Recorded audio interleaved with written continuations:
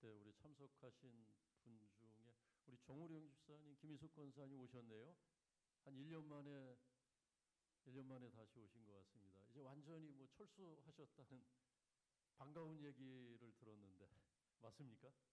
예, 우리 멕시코 지사 또 오셨다가 다시 또 가시고 그동안 또 회사를 다시 또 세우는 일 때문에 수고를 많이 하셨는데 오늘 예배 오셨는데 우리 박수로 환영하겠습니다. 네, 되겠습니다. 네. 또 우리 신영일 집사님 옆에 앉아 있는 우리 청년 그 독일에 있는 우리 첫째 아들인가요? 신재용, 재용이? 캐나다에 있는 예, 신 집사님 옆에 있어서 저기 젊어 보여서 우리 첫째 아들인가 둘째 아들인가 그 고민하고 있었습니다. 예.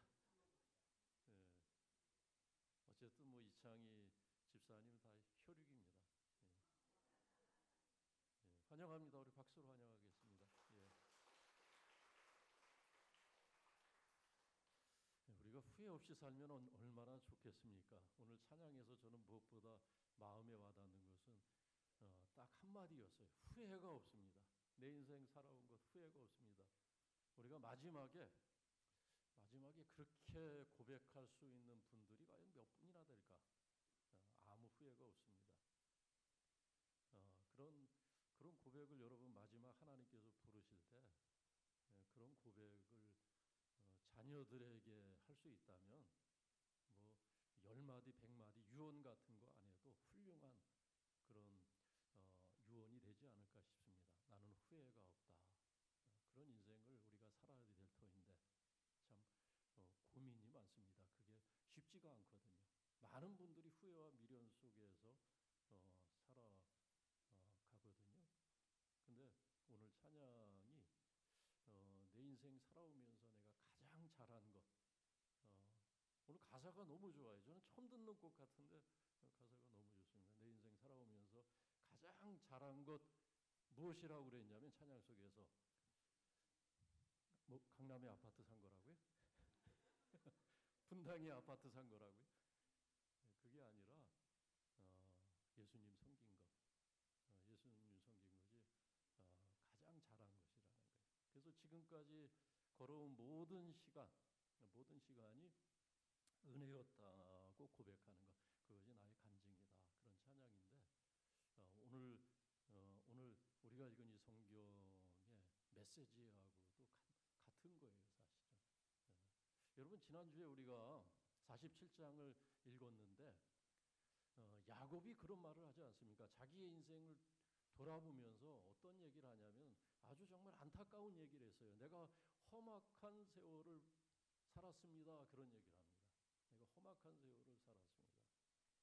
하나님께서 야곱에게 살라고 하신 삶, 하나님께서 야곱에게 걸어가시라고 한 길이 험악한 길이었습니까? 아니면 야곱 스스로가 그 길을 걸어간 것입니까? 하나님은 그렇게 잔인한 하나님이 아닙니다. 그렇게 가학적인 그런 하나님이 아니세요.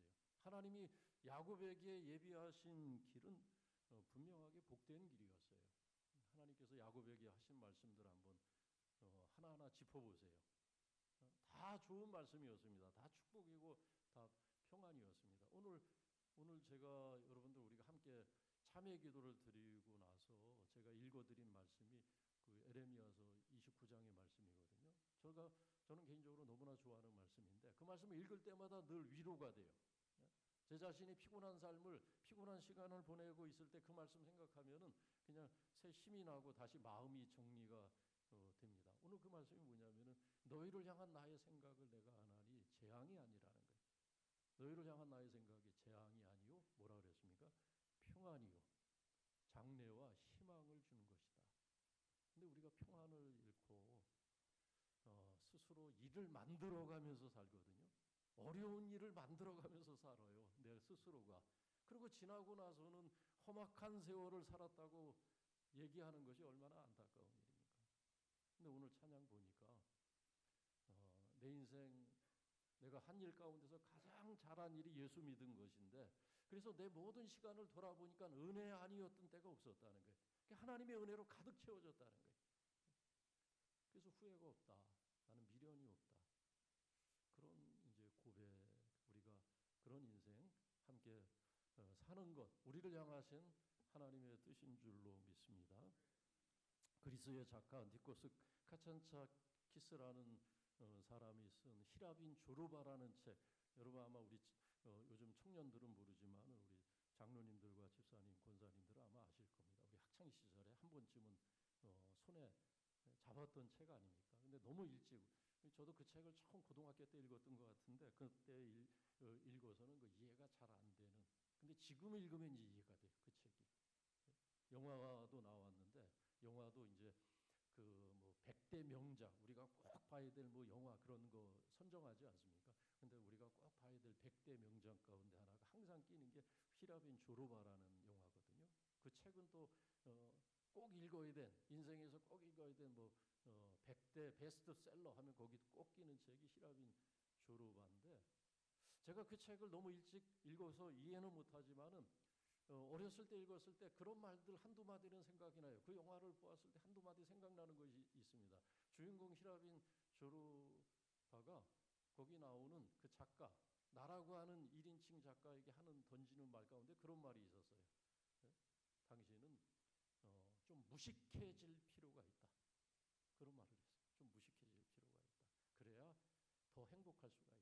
날마다 즐겁게 살지 못하면 그것은 죄다. 날마다 즐겁게 살지 못하면 당신은 무엇인가 집착하고 있기 때문이다. 당신이 가지고 있는 모든 서적들을 다 버리는 날 당신은 자유함을 얻을 것이고 비로소 용기를 가지게 될 거다.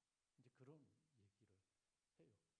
아무것도 배운 것이 없는 것 같고 정말 거친 일을 하면서 살아온 것 같은 그 히라빈 조르바 앞에 글을 쓰는 나는 항상 초라한 모습으로 서 있고, 정작 아무것도 배우지 않는 무학자이고 거친 노동 일을 하면서 탄광 일을 하면서 살아가는 히라빈 조르바는 너무나 행복하게 날마다 춤을 추면서 그렇게 살아가요. 그가 나에게 던진 충고는 뭐냐면 인생을 즐겁게 살라는 거예요. 즐겁게 살기 위해서는 좀 무식해지고 좀 버리라는 겁니다. 당신은 너무 많은 것을 가졌다는 거예요. 그래서 집착이 많고 그래서 행복하지가 않다라는 그런 조언을 했던 것.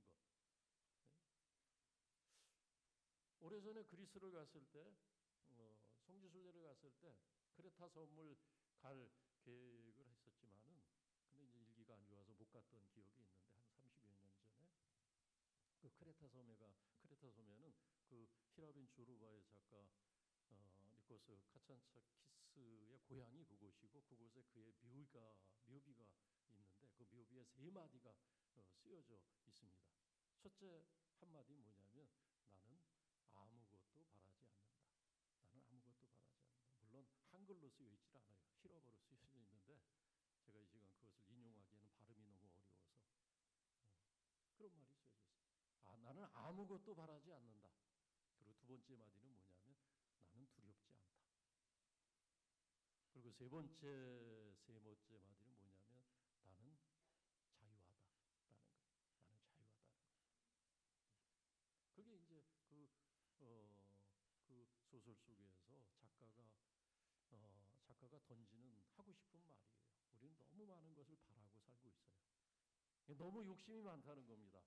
너무 큰 욕망에 사로잡혀 있기 때문에 오늘을 즐겁게 살지 못하고 오늘을 행복하게 살지 못하고 오늘을 쫓기듯이 살고 있다는 거예요. 나는 아무것도 바라지 않기 때문에 두려울 것도 없다는 거예요, 세상에.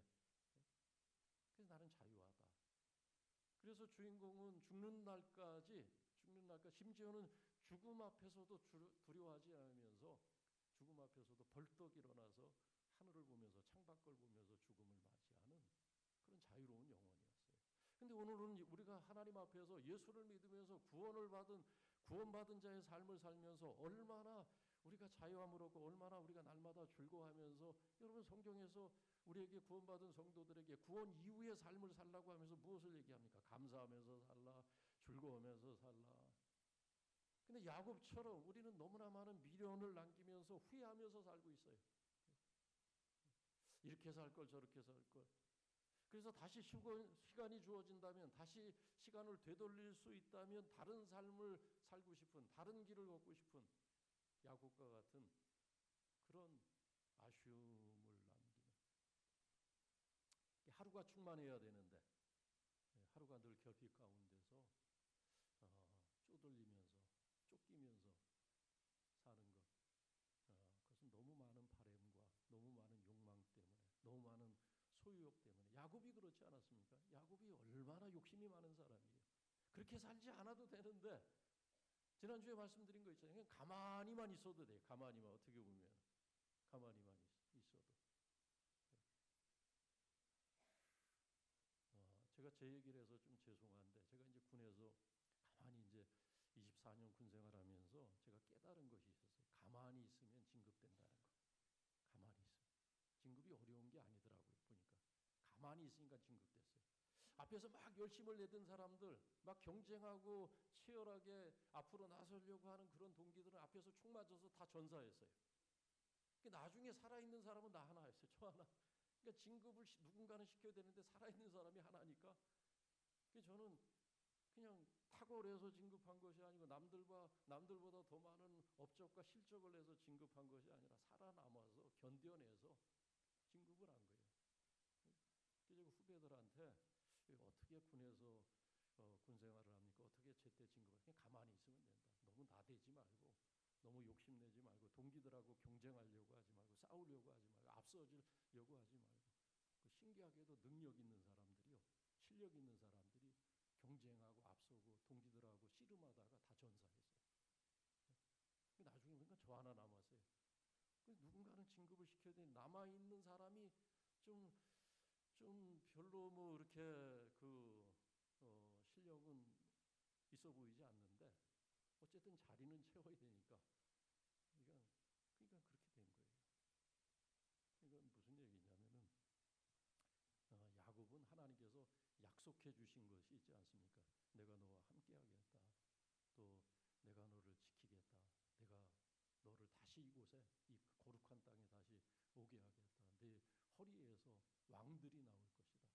내 후손이 땅을 차지하게 될 것이다. 그러니까 걱정하지 말라는 거예요. 아둥바둥 씨름하면서 살지 말라는 그런 하나님의 약속이, 아주 분명한 약속이 한 번이 아니에요. 두 번, 세 번 그에게, 그가 흔들릴 때마다, 야곱이 길을 잃어버릴 때마다, 고민할 때마다, 근심하고 두려움에 빠질 때마다 하나님께서 그의 귓전에 대고 속삭이신 말씀이 늘 똑같았어요. 내가 너와 함께 한다니까 걱정하지 말고 당당하게 걸어가라는 거예요. 당당하게.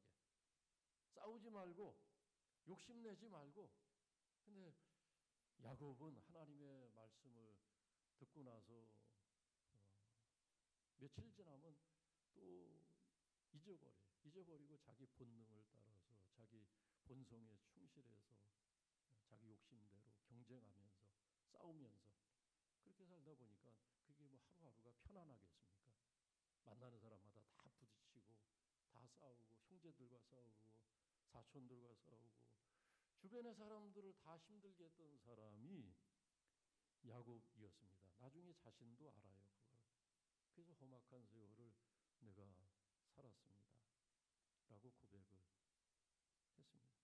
여러분, 오늘 우리가 성령 강림 주일, 예수님께서 부활하시고 나서 50일째 되는 날 주님께서 약속하신 대로 너희가 몇 날이 못 되어서 성령을 받을 것이다. 성령이 너희에게 임하시면 너희가 능력을 받을 것이다. 말씀하신 대로 오순절 마가의 다락방에 성도들이, 그리고 제자들이 모였을 때 그곳에 성령이 임하는 그런 역사가 있었습니다. 근데 성령이 임하고 나서 그 성령의 충만을 받은 그 증거가 뭐였습니까? 어떤 일이 있었습니까? 뭐 방언을 하고 환상을 보고 예언을 하고, 그것이 중요합니까? 그건 하는 과정에 지나질 않아요. 중요한 것은 뭐냐면 성도들이 변화가 됐다는 겁니다. 사도들이 변화가 됐다는 겁니다. 어떻게 변화됐습니까? 저들이 두려워서 쫓기고 숨어있고 그렇게 세상으로부터 자기를 격리시키고 세상에 사람들을 만날 자신이 없었어요. 그래서 사람들이 있는 곳에 피어다녀서, 그날도 그래서 그냥 다 문 빗장을 걸어 잠기고 숨어서 있듯이 그렇게 그냥 숨을 죽이고 있었던 겁니다. 근데 저들이 성령을 받으니까 두려움이 사라졌어요. 근심과 염려가 사라졌습니다. 그래서 서들이 그 다음 날부터 달라지는데 어떻게 달라졌습니까? 사람들이 있는 곳은 피해 다녔는데 사람들과 마주칠 만한 곳은 피해서 골목길로 좁은 길로 그늘진 곳만 찾아다녔는데 그 다음은 오히려 저들이 저자거리로 사람들이 있는 곳만 찾아다녀요. 있는 곳만 찾아다니면서 예수님 부활하셨다고 그가 하나님이 그를 다시 죽은 자 가운데서 일으키사 주가 되게 하시고 그리스도가 되게 하시고 메시아가 되게 하셨다. 예수가 부활했다. 두려움이 없었어요. 그리고 또 하나 중요한 변화가 있습니다. 사도행전 2장의 오순절 마가의 다락방 성령의 역사가 있었는데 그 2장이 끝나기 전에 어떤 역사가 있었냐면 성도들이 자기 소유와 재물에 집착을 벌였다는 거예요. 그 소유와 재물을 쌓는 일에 이제는 관심이 없어졌어요. 그런 것은 굉장히 무의미한 일이 되어져 버렸습니다. 우리는 재물을 쌓고 소유를 늘려가는데 상당한 의미를 둬요. 그죠? 근데 사실은 그거는 의미가 없는 일이에요. 그것은 얼마 몇 년 지나면 결국 남의 것이 될 것이고 내 손에서 다 떠날 것들입니다. 저들이 성령의 충만을 받고 달라진 것 중에 하나가 뭐냐면 그 소유욕에서부터 욕망에서 자유함을 얻은 겁니다. 그래서 교회가 필요하다면 그걸 다 내놨어요. 그래서 그것을 여러분 사도행전 제가 지어낸 말이 아니에요. 표현 단어 자체도 성경에 나온 단어를 제가 지금 인용하고 있습니다. 그 소유와 재물을 다 팔아서 저들이 나누었다는 거예요. 교회에 드리고 그것을 나눠서 성도들이 그것을 함께하며 통용했다는 것입니다.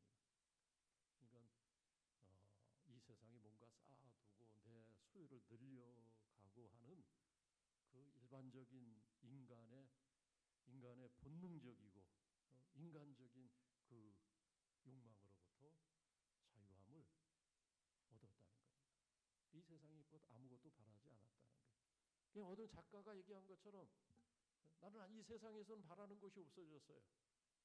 하나님이 주시는 것이 아니면 이 세상에 있는 것은 내게 의미가 없어졌습니다. 그러니까 이 세상에 근심과 두려움이 없었던 겁니다. 나는 아무것도 바라지 않습니다. 그러므로 나는 두렵지 않습니다. 그러므로 나는 자유합니다. 어느 작가의 말, 그것은 성경에서 하나님 만난 사람들이 사는 삶의 모습과 같은 이야기입니다.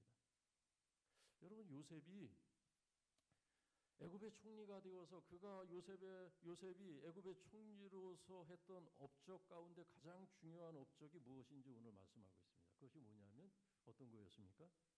토지법이 애굽의 토지법을 세우고 그 토지법으로 말미암아 나중에 이 이스라엘 백성들이 애굽에서 번성하고 그리고 나중에 또 하나님의 백성들이 이 애굽에서 출애굽을 하기까지 애굽이라는 제국이 든든하게 설 수 있었던 기초를 다진 것이 누구냐면은 아이러니하게도 요셉이었습니다. 요셉이 세운 어떤 것이 큰 요셉 그 애굽이라는 제국에서는 기틀이 되었는데 그것이 뭐냐면 토지법이었어요. 오늘 26절에 나와 있어요. 요셉이 애굽의 토지법을 세웠다는 거예요. 근데 이 토지법의 핵심은 뭡니까? 토지법의 핵심은 뭐냐면은 토지를 국유화한 겁니다. 요즘 표현으로 하면은 토지를 공공재로 한 거예요. 공공재. 사유화를 금지시킨 거예요. 아니 금지시킨 것이 아니라 자연스럽게 그렇게 됐어요. 근데 놀라운 것은 우리가 이제 어떤 땅이나 사유재산을 인정하지 않고 국유화하는 것, 그것을 사회주의라고 하고 또 거기서 더 나가면 이제 뭐 공산주의 사회에서 있는 것이라고 하는데 그것과는 차이가 있습니다. 어떤 경우는 우리가 이 요셉의 이런 일을 요셉이 하나님의 사람인데 애굽의 바로의 충성스러운 어떤 사람은 그렇게 비판을 할 수 있어요. 충성스러운 그런 개가 된 것이 아니냐. 냉철한 너무 냉혈적인 그런 권력을 이용한 그런 그 횡포가 아니냐. 다 애굽 백성들의 땅을 다 국유하고 애굽 백성들은 졸지에 어떻게 보면 소작농이 다 된 거예요. 소작농. 자유인이 다 바로의 종이 되는 그런 형국입니다. 겉으로 모양을 보면은 우리가 그렇게 비판을 받을 수 있지만은, 그러나 요즘 땅이나 사유재산을 인정하지 않는 사회주의 공산주의 국가하고는 전혀 다른 것입니다. 사회주의 공산주의가를 하는 나라들은 국민들이 배고파서 굶어서 죽고 지진에서 쓰러지는 결과를 낳았지만은, 여러분 이제 오늘 이 토지를 국유화하는 그 과정을 보면은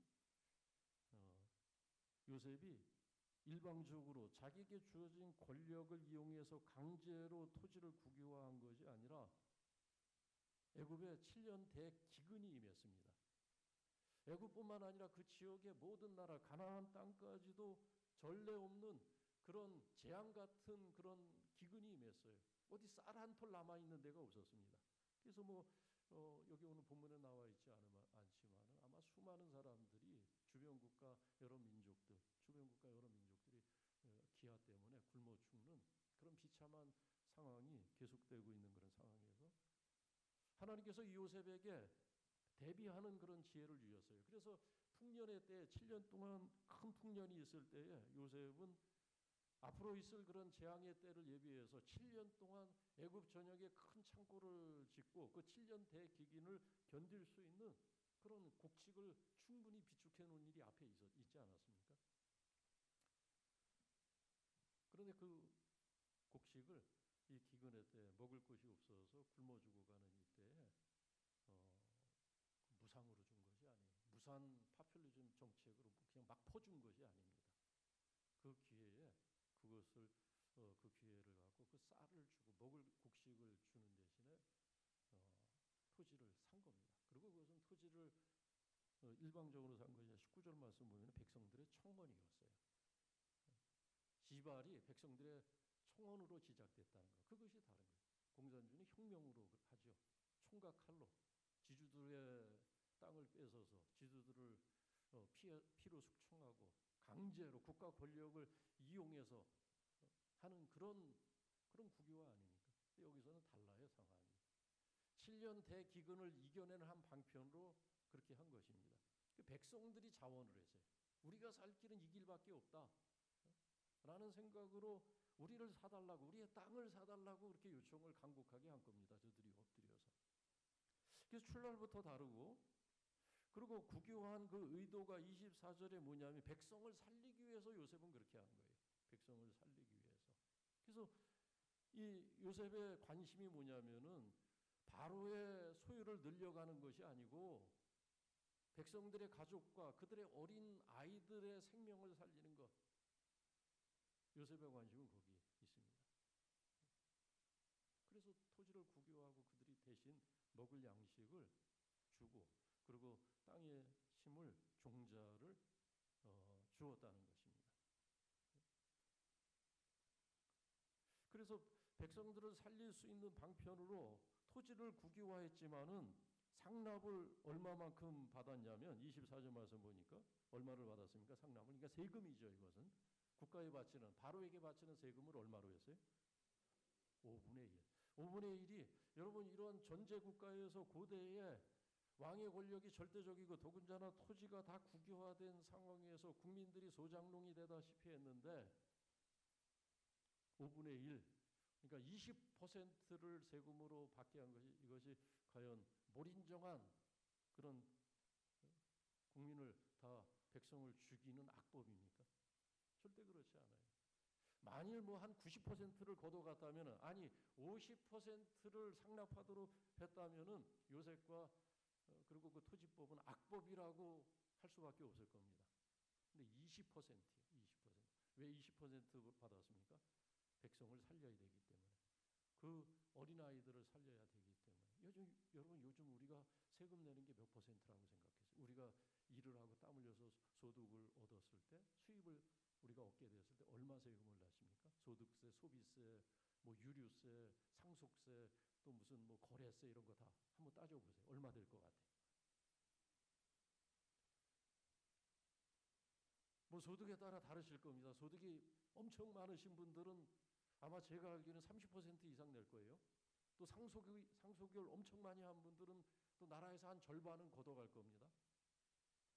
제가 아는 어떤 분은 군에서 만났던 어떤 집사님 최근에 뭐 이렇게 그 아파트 분양받았다가 사정이 있어서 거기 살 형편이 있어서 팔았대요. 근데 차액이 뭐 얼마 1억 5천인가 얼마 났대요. 근데 나라에서 60%를 가져가더래요. 60%. 그러니까 수입이 더 많으면 아마 더 많이 가져갈 겁니다. 그러니까 우리는 우리가 알지. 뭐 유류세 같은 건 얼마? 여러분 우리가 자동차 없이는 못 사는데 그 유류세가 얼마인 줄 아세요? 우리가 뭐 1,600원 1리터에 계산을 했다. 그럼 얼마 국가에서 가져가는 줄 아세요? 우리가 알지도 못하는 사이에 국가에서 긁어가요. 지금 우리 주머니 돈을. 얼마를 긁어가는 줄 아세요? 얼마를 털어가는 줄 아세요? 70%는 아닌 것 같고 제가 알기로는 한 40% 이상 되는 40%, 45%. 여러분 복지국가 같은 경우는 우리보다 세금이 소득세, 소비세 이런 게 훨씬 더 높아요. 그러니까 이 고대 시대에 왕권이 절대적이었던 이 시대에 요셉이 곡식에 추수한 것의 5분의 1만 상납했다고 하는 것은 이건 굉장히 따뜻한 법이에요. 따뜻한 착한 법입니다. 착한 법. 왜? 백성을 살리기 위해서. 땅을 살리기 위해서. 그래서 요셉을 오해하면 안 됩니다.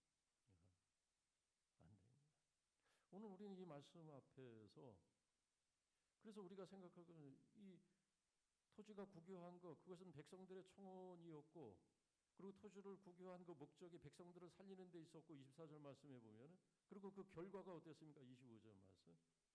백성들이 왕을 칭송하고 요셉을 칭송을 했어요. 우리를 살렸다. 나라가 우리를 살렸다. 요셉이 우리를 살렸다. 그래서 은혜다. 은혜라는 말을 해요. 은혜라는 말.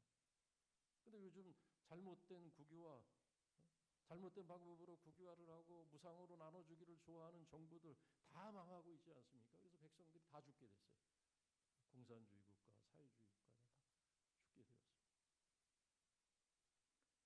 애굽 백성들이 비록 자신의 곳이 없었지만 먹고 사는데 문제가 없었어요. 먹고 사는 문제가 해결이 되었습니다. 우리가 살게 되었다는 거. 우리가 기근의 때를 이기게 되었다. 기근의 때를 피하게 되었다. 은혜다. 그런 고백을 합니다. 우리도 언젠가는 우리가 가진 것 다 남이게 될 겁니다. 우리 것이 사실 어디 있겠어요. 오늘 말씀은 우리가 어떻게 이 기근의 때, 우리 인생의 기근의 때 한번 생각을 해보세요. 우리가 기근의 때와 같은 그런 때를 지나서 마지막 순간이 왔을 때 더 노골적으로 얘기하면은 우리가 죽을 때 과연 우리가 가지고 있는 소유가 나를 살릴 수 있을까요? 땅을 가지고 있는 것이 그것이 나를 살릴 수 있겠습니까? 나와 내 자식들을 살릴 수 있다고 생각을 하세요? 절대 그렇지 못합니다. 애굽 백성들은 기근의 때 죽게 되었을 때 바로의 백성이 되었을 때 그리고 놀랍게도 요셉이 보여준 그 은혜를 힘입었을 때 살 길을 찾았습니다. 결국 무슨 얘기냐면은 우리의 소유를 의지하지 말라는 겁니다. 우리의 소유를 늘려감으로써 어떤 우리의 영혼까지도 보장받을 수 있는 것처럼 우리의 소유는 절대 우리의 인생의 기근의 때 어두운 때를 지날 때 우리를 구원해 주지 못합니다. 우리가 하나님의 은혜 아니면은 하나님의 주권 아래 살지 못하면은 여러분 절대 우리가 평안한 삶을 누릴 수가 없어요. 우리 인생 위에 고달픕니까? 고달픈 이유는 우리의 욕망과 이 세상에서 우리가 바라는 것들이 너무나 많기 때문에 하나님의 은혜 아니면 살 수 없다고 고백하시기 바랍니다. 우리가 인생을 살아오면서 우리가 우리의 재산을 누린 것으로 성공했다는 그 착각에서 우리는 벗어나야 될 것을 오늘 말씀을 우리에게 알려주고 있습니다. 오늘 찬양처럼 우리 인생의 가장 잘한 것은 우리가 예수를 믿고 그 은혜 속에서 사는 것, 그것이 바로 행복이고 그것이 우리의 즐거움이라는 것을 날마다 누리시기를 바랍니다. 그래서 우리 인생 다 살고 났을 때 내가 정말 험악한 세월을 살았다는 것이 고백하는 것이 아니라 후회가 없이 살았다.